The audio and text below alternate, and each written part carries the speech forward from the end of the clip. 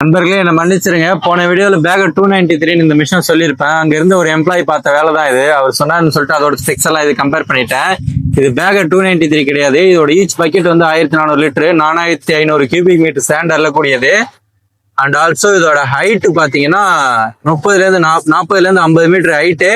And also length வந்து 90 to 100 metre length. இது 2500 ton எடை கொண்டது. இது 16,000 டன் கிடையாது. அது வந்து பீஸ்ட். அதோட தம்பி தான் நம்ம கிங் சோலா.